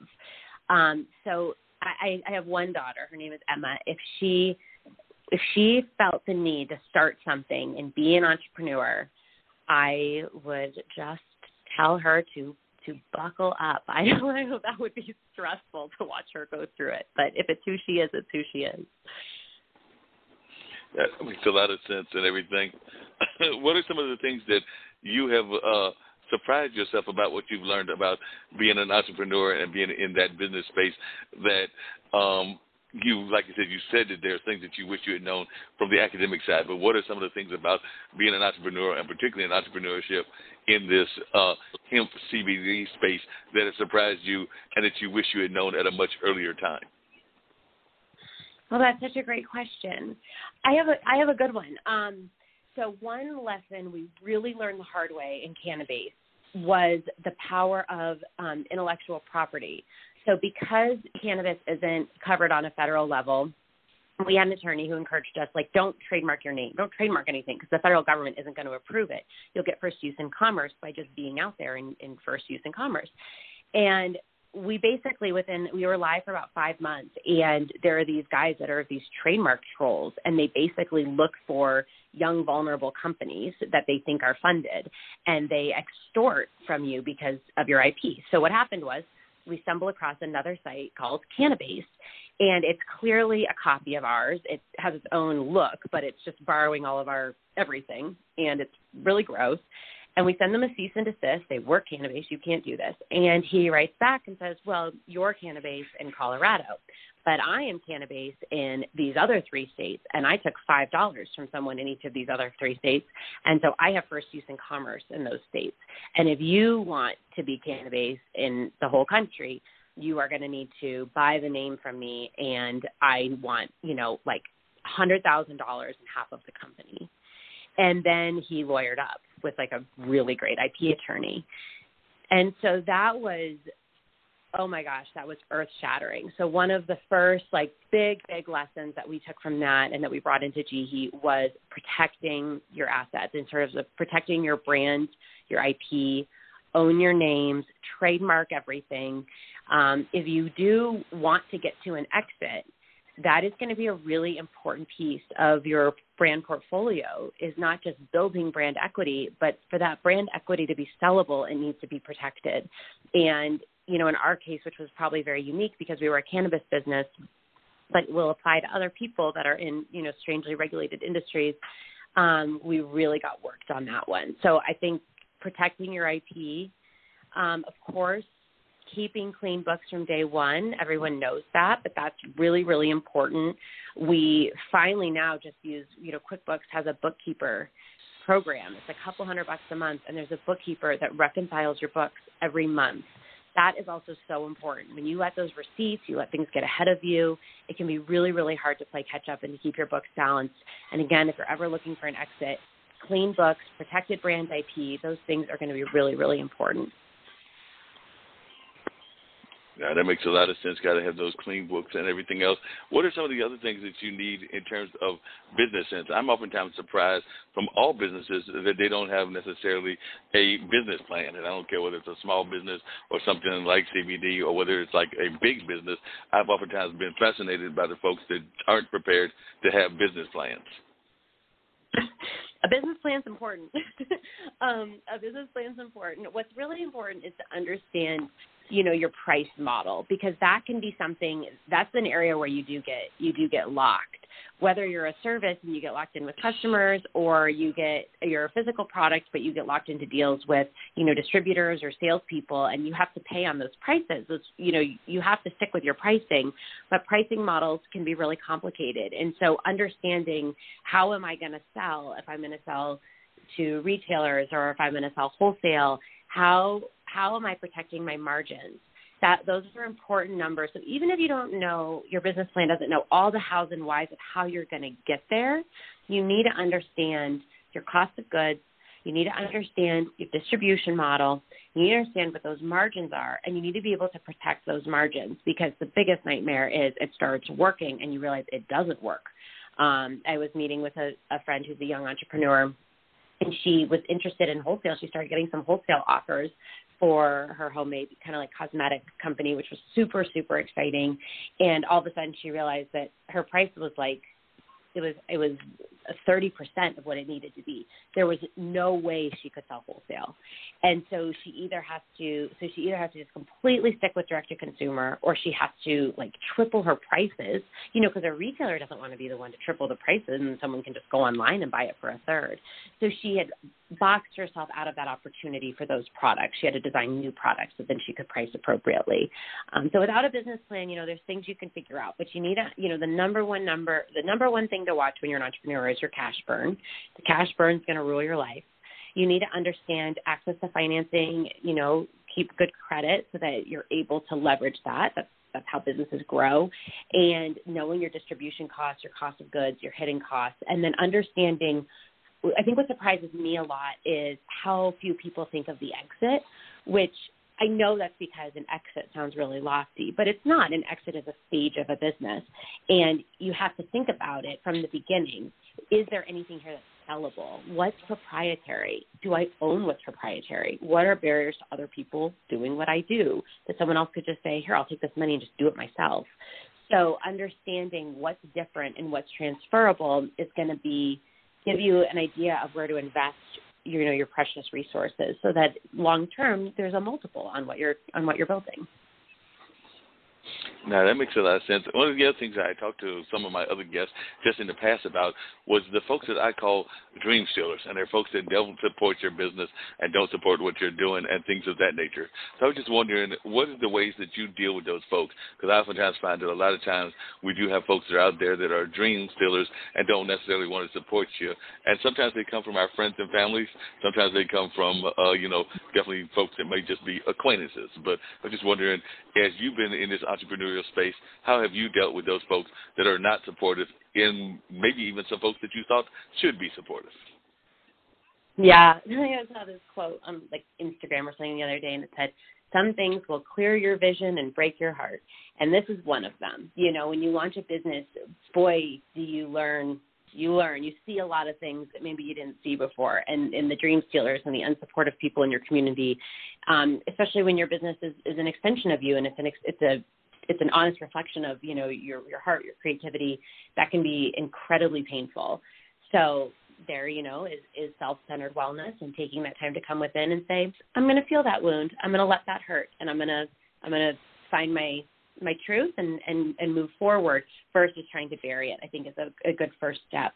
But my experience, honestly, so it was really different with Cannabase because Cannabase was B2B and it was in a really small world. It was just the cannabis industry, which was also brand new. So kind of no one had anything to say about it except for that's super risky. But I was also 24. And so nobody had much to say about it at all. In terms of high-risk 24-year-old things, it was like a relatively acceptable thing to be out there doing. I did experience it more with Jihi, being a mom, having a product that people around me understood, could buy. All of a sudden, everyone had an opinion, and it was a challenging experience. And I think more than just the naysayers and the dream killers, you've got a lot of people that are neutral, a lot of people that don't care, and then you see the people that do come out and care. And from that, I would say there's two things. One is when people come out and they're dream killers and they're filled with fear and they're like, they fill you with that fear, that energetic enmeshment, like you can feel it go into your body, the way they look at you and like terror, and you're like, oh my God, I should be feeling this terror because this is my livelihood on the line. That is their fear, not yours. And a lot of people are held back in life because they have a lot of fear, and that's okay. But when you put yourself out there and you do something high risk and you do something interesting and you do something expressive and you are vulnerable, that lights up something, I think, in my opinion, in a lot of people that have been too afraid to do that themselves. And you will see that fear and you will see that rejection, but that is not yours. That's not your fear. That's not your truth. And that all comes back to this idea of our heart space not just being the source of relationships, but being the place of how we see ourselves, and how we see ourselves reflects in other people. And I've learned over time, I used to really internalize, you want feedback, especially as a young entrepreneur. And when people look at your plans, they look at what you're doing, and they look at you horrified, like, what are you doing with your life? It's hard not to get really, really scared. But as I began to look at them as, these are your fear pictures. This is your fear. This is the stuff that's holding you back. And of course, seeing me and seeing me not being held back and seeing me living, you react to that, of course. And that's yours, and this is mine. And so it all comes to me. It always comes back to self-centered wellness, to saying I'm going to take care of myself, and I know myself, and I know the choices I'm making, and I'm super clear on my risks, and I'm super clear on the rewards, and I'm super clear on my plans. And I also, to be an entrepreneur, you have to surrender to the uncertainty. But life is a process of surrendering, and you have to kind of choose what kind of a life you want to live. And so, those people that come in with their fear pictures, and they're really attached to stability, and they're really attached to a day job, and they're really attached to their 401k, and they're like, how are you doing this? And you're going to fail. That's why they've made the choices they have. And it's really important to separate it and just to move forward. That makes a lot of sense. How would you define a self-centered woman or a self-centered man? Like I said, I know you definitely use that term. I've brought it up a couple of times. But if you had to give a concrete definition, how would you define what that means to you and what the qualities are of that person? To me, someone who's self-centered is someone who their compass is within. And they've developed tools to navigate their inner world, and they have honesty with their inner world. And a self-centered person, I think on some level, recognizes that they're, and not to make it spiritual, but they're a soul in a body. There's a me, there's Jen, and then there's this physical body that I'm in that I have to navigate, and then I have feelings and emotions and mood and seasons that move through me. But I am centered as Jen in this physical body, and I hear my inner voice, and I can return here in a safe way, and I cultivate tools and practices that allow me to come back here even when it's challenging, and to be honest with myself and to move through it. And so a self-centered person, that's someone that centers within themselves, is not going to do these things that I've done in the past. They're not going to starve to prove to the world that they're valuable and worthy, because that is not at all the truth of my inner world, of course. They're not going to sacrifice their well-being to work 100 hours a day to show the world that they're as good as the boys and can compete. That's not my true representation as an entrepreneur. That's not what I have to give the world. I have so much more to give. Not trying to be one of the boys and just being me is where my power lies, and trusting that. In a postpartum experience for men and women, I think a self-centered person knows that they can give so much more to their child by taking care of themselves and by dealing with their own stuff first and then taking care of their babies. We do so much more harm, I believe, abusing ourselves, being in a state of martyrdom, and then just projecting all of our issues and our unmet needs onto our children. To me, that is so much more dangerous than stepping back and taking the time and the resources to care for ourselves. And I know that the key piece here is the privilege of the time and the resources and the tools to care for ourselves in this way. And that is how we support each other as a community. And that's where we ask, the government for support in terms of me talking about early childhood care, or being there, for one another, to give each other space, and to give each other space from projecting our own fear pictures and opinions, which goes back to what you were saying about the toxicity of social media, which is about just converting people to how we feel in this really impassioned way. It's the opposite of giving each other space and compassion to be where we are and to grow. So that was not a concise definition. I'm sorry. That was a long-winded definition. No, that's okay. I don't mind that at all. What examples would you give historically of self-centered people? Because I'm oftentimes fascinated by history and people's ideas of history, because sometimes I can give people a framework for what that means to them and everything. So you give your personal definition, but are there like some historical figures that you would argue have been self-centered as well, or maybe even some current people that are out there now? That is such a good question, and I'm gonna have to think about that. I mean, I think the first component of self-centered wellness is that we don't know who's a self-centered person is true to themselves and honoring themselves in a really authentic way, and it's impossible for us on the outside to know who's truly doing that. But I think we can be inspired by people that we believe, that we see, that are breaking the mold, are true to themselves, are pioneering. And I think that not everybody, many people are living this in some ways, and then maybe not others. I'm inspired by women who manage to be a mom and to go out and express themselves in the work world. But then you see a story like the founder of Melissa & Doug. She just came out with a book, and so she's been everywhere on the news. Melissa & Doug is like the children's toys that are all wood, and they're really nice. And I don't know, they came out like 30 years ago, and they grew this toy company to being worth like $500 million, and she has 6 kids. And I look at that, and I'm like, you're my idol. You have 6 children. You have this hugely successful business. It's these products that we buy, and you came out with them 30 years ago. Like, you're such a success.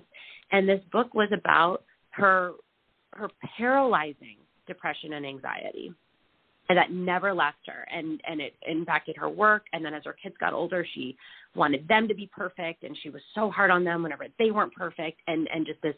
So she's someone who I would say is doing it, is living, is successful, and is doing all these things that I admire. But when you hear her inner story, there's so much pain and actually she was living for that, for the 6 kids and the money and the success and appearing perfect to the world versus honoring who she really was. So maybe her being self-centered and being well would have been a person that had fewer kids and didn't have that success, and I never even would have heard of her. Like, maybe the public figures that we see, maybe very few of them do have that level of contentment and peace because they are living in this really public way.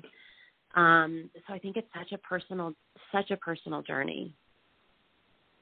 I agree. It's definitely a personal journey, and it's a journey that is very personal and definitely one that too many of us have to go through in one form or fashion or another. So I definitely agree that it's a very personal journey. And I'm wondering if Dean is going to come in and share some of his thoughts as we're getting ready to wind down the show and all of that. So I'd love to hear from Dean as well. So if Dean can come in and let me know what's going on, I'd appreciate that. As soon as we take it off of mute. But yeah, just listening. It's interesting conversation, man. Trying to learn some things over here. You think you know some stuff, but you really don't know some stuff. So you sit back and you kind of, take it in and internalize it. Maybe one day it'll be able to, I can be like Mike Tyson or something and own me some on the CBD side that could earn some money or something like that. Yeah. Great. The more we learn, the less we know, right? Yeah, that's very true. But we thank you. We definitely thank you for imparting the knowledge on us this evening. So somebody listening somewhere will have learned as much as or more than I have. Well, I'm so grateful for being here. These are such thoughtful questions, and this has been such a fantastic experience. You guys are really wonderful.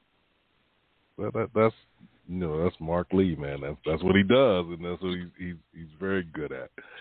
For me, I can ask a few questions, but I don't have that skill that he does. I got it a little bit, but not as much.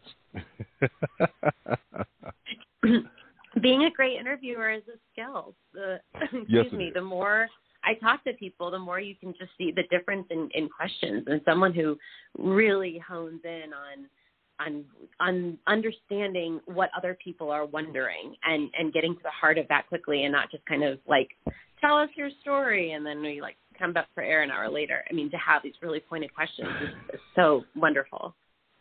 That would be a lot. You said an hour later? Whew. Oh, I mean, there are just times you just kind of like, it's like you're just swimming. Like, what's your story? Okay, well, how did that go? How did that go? And it's like, we just kind of talk for an hour, which is nice, but it's like, that's just me talking for an hour. It's so much more fun to be in a dynamic like this with these interesting questions. Oh, yeah. Yeah, like I said, that's his specialty on that one, and that's what he is. We know our roles, and my role, I would not have I'll have a couple of good questions, but he has greater questions. If you put it, if you want to put it like that. A great team. Yes, and we've been around for a little while, so.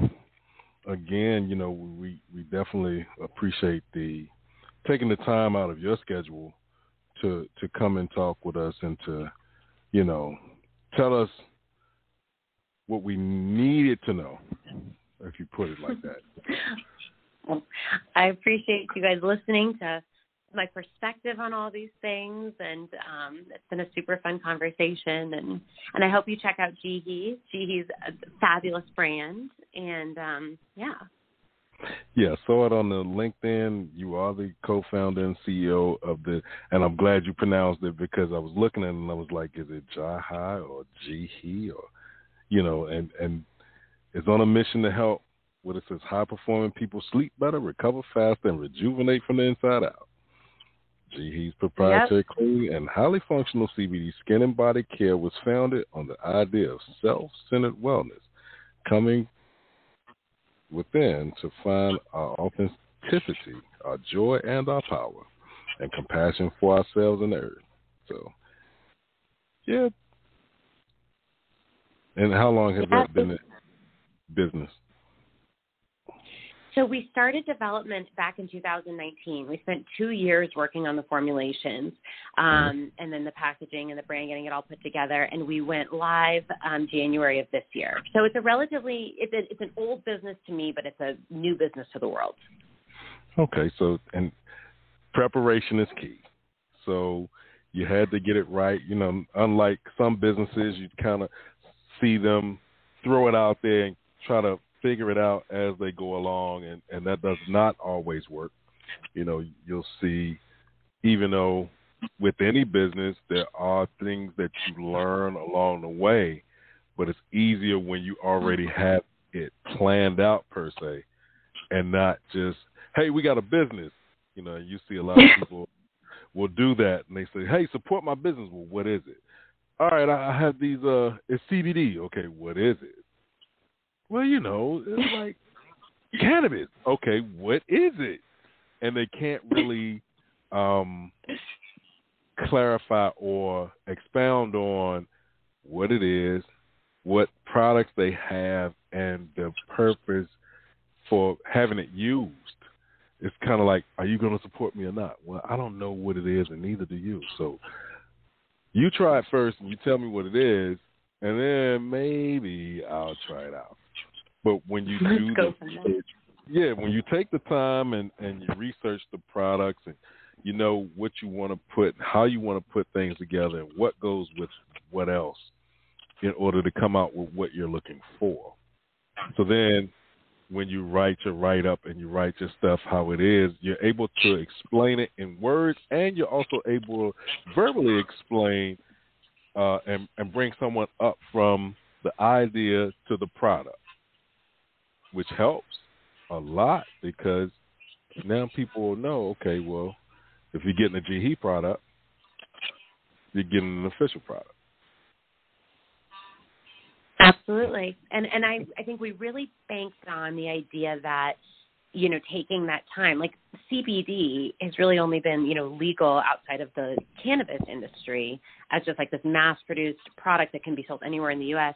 since the 2018 Farm Bill.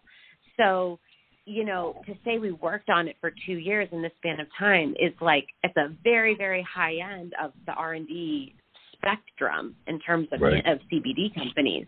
And for a brand new ingredient that, you know, people are going to spend real money on, it was important to us to develop something really innovative and interesting and that worked. It's easy to say, like, I'm going to buy a vat of CBD and I'm going to throw it in something and then I'm going to sell it to someone. I'm going to say, take all this CBD and give me all your money. Like, that's super lazy and you can do it.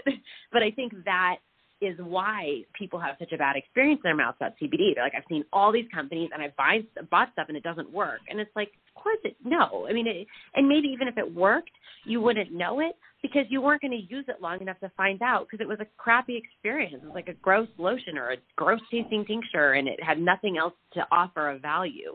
Our goal was, let's create products that have so much value outside of the CBD. Then we'll amplify them with CBD and we'll make them so fabulous to use and so addicting to use that you'll use them every day and then you'll experience the benefits of CBD.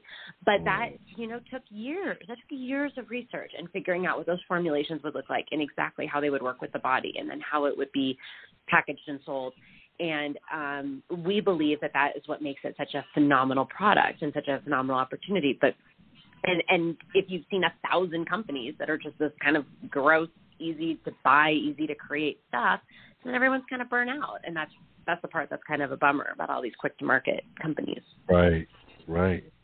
Throw it out there and it's like hope everybody catches it, but then when they catch it, they want to throw it back because it's not quality. Exactly. And so you can, you know, and some of them are like really high dose and really cheap. Like this isn't pot where you're just like, I want it to be really strong and then I'm going to feel it. It's not, I don't think it's a dose thing. I mean, our products are really well dosed. They're a really great amount of CBD. You're going to get the effects you're looking for, and more isn't necessarily better. To complement that, let's have other active ingredients that also really give you what you're looking for. So this product delivers versus just this, what's become this race of like milligrams to price ratio. How cheap can I get it out with how many milligrams? And then people have, they have like a really crappy experience, but then you can make it cheap. So then more people will buy it. If it's $15 and has a ton of milligrams, a bunch of people buy it, but no one ever comes back. And I think that's the Jihi difference, which is where it takes, you know, a little more education. It takes a little more understanding because our products are a little more expensive because that's what the ingredients cost. There's absolutely no way around, you know, these kinds of ingredients. Actually, the products are like our serum is $55. It has 250 milligrams of CBD. But this serum, as a woman who has bought a lot of serums in my life and as a businesswoman who did a lot of research in this formulation, this is a $55 to $75 serum without the CBD. When you're talking the hyaluronic acid, the vitamins, the oils, the non-comedogenic, the weight of the serum, like how it lifts on the skin, how it dries, easy, this is a $55 to $75 serum. So we priced it at $55, which is the serum with 250 milligrams broad-spectrum CBD. So it's a phenomenal value of product. But if you've been looking at, you know, 1,500 milligrams for a gas station gummy for $20, you might have no idea why you would need a $55 face serum, even though the serum is going to be, it's going to transform your skincare routine. It's a phenomenal product. So we understand that, you know, our product is going to take a little bit more education, and that's why we really invest in our website, and that's why I'm here talking and we're showing up for it. But our reorder rates are huge. We have our customers buy, and then they actually come back and buy two because, like, they take the sleep tincture, and then their husband starts taking it because he's like, give me that. And the next thing you know, they're buying 2 bottles instead of 1. So that's part of the business strategy, and it's a little more work, and it was a little more R&D, and it's a little more intensive, but it really delivers as long as we show up for that education component. Nice. Mark, anything you want to add? left. Well, we're going to wind it down. And again, thank you for coming. And we hope to hear more from you. Yes, I would love to keep in touch. This has been fabulous. Thank you so much for having me. Thank you. Have a good one now. You too. Bye. All right. Bye-bye. Hey, all right. Before everybody leaves, Miss Beck, I thoroughly enjoyed being here. I'm back at everything. I was having 1,001 things going on, people bugging me on the phone and everything. You know, that's what happens when you're an entrepreneur on this side as well. But you have been a great guest, and I want you to come back, Miss Beck. Definitely share with us any new things that you have going on. But I thoroughly enjoyed talking to you and interviewing you, and I hope I didn't throw you too many curves. And by the way, Dean, you did a great job sitting in my stead, because I did get to hear you do 5 minutes of interviewing, and you said that you are not as good as me, but I would actually argue that you're not a bad interviewer as well. So I definitely just wanted to throw that in there, because I was over there listening. I was like, nah, like I said, we have different styles, but I think that you do a good job of interviewing as well. So I just wanted to let folks know that Dean can handle his own when he needs to and everything, whenever things are going a little bit on the wild side here and everything. But I definitely hope that you enjoyed the conversation, Miss Beck, and hopefully that you'll come back in the not-too-distant future. I loved it, and thank you. And, you know, we're going to be launching these Spread Joy initiatives kind of across the country over the next few months, which we're really excited about. So as things get rolling and we find more opportunities to give back, please, you know, check out the website, spreadjoy.jihi.com, and then also jihi.com, jihi.com. And if anyone has ideas for initiatives, ways that we could be spreading joy and promoting self-centered wellness in the community, please send me an email, jen@jihi.com, Jen. And as, you know, these initiatives, we start getting these rolled out, I would love to come back and, you know, share our progress with you guys and keep the conversation going. I would definitely love that as well. So we look forward to having you come back in the near future. And definitely, I know that folks will be checking us out from around the globe, because we are a global network. So people may be even reaching out to you, who knows, from India or Brazil, or, of course, the 50 states, you being there in Denver. And I'm sure that some of my North Carolina folks have been listening. And I know some people here in North Carolina that are, like I said, in the CBD trade, but also in the cannabis trade as well. So I'm sure they were checking it out, or if they're not checking it out, they'll check it out with my friend Brian calls Team Replay. So definitely they'll catch it in one version or another, and they may have some thoughts about some of the great information that you were sharing. And, of course, they might even want to be business partners with you as well.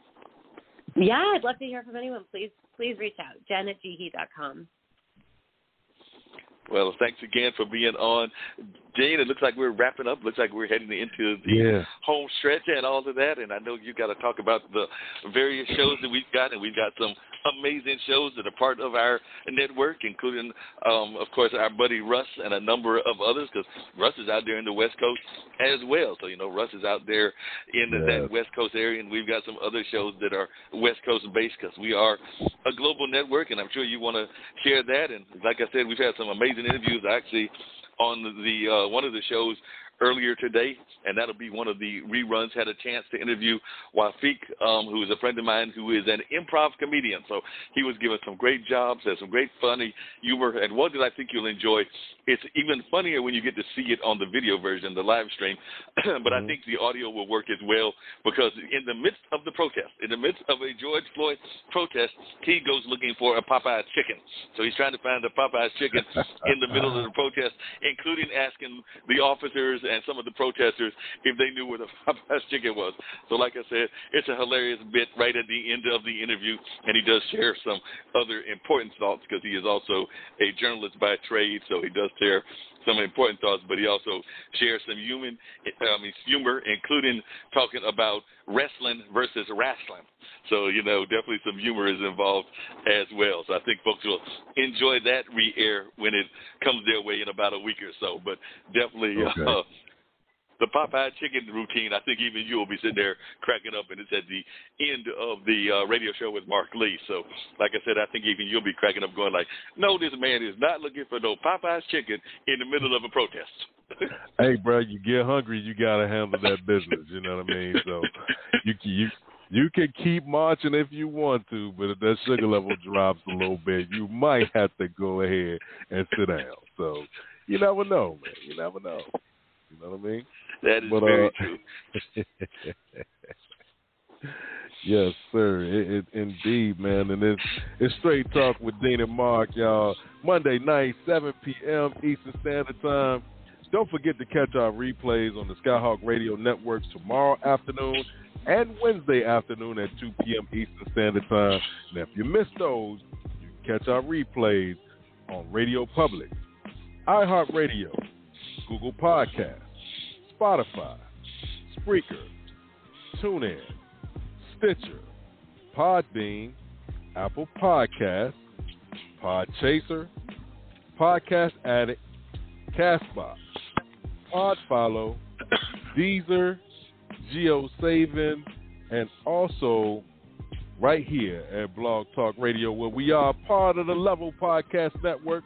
You can catch other shows like the Black Girl's Guide to Surviving Menopause, the Chef Gang Radio Show, Funk from the Front Seat, Funk Music with Zach, Learning Unwrapped, Let's K-12 Better, Marketing with Russ, a.k.a. hashtag Russ Selfies, Mona Shake and the Minority Reports, Mullings, Music and Memories with Mark Lee, The Online Dinner Party with Mark Lee, the Plant a Good Seed Podcast, the Reinvention Road Trip, She's on Call, the Just Podcast, the Mark Lee Show, the Spin It Social Hour, Virginia Interfaith Live, WNC Original Music, and us right here, Straight Talk with Dean and Mark. Like I always say, when you walk outside your front door, it's showtime and the world is your stage. Just make sure that people are not watching the rehearsal. With that being said, it's the six-man Dean Geronimo. Have an outstanding week. We see y'all in 7 days. Peace.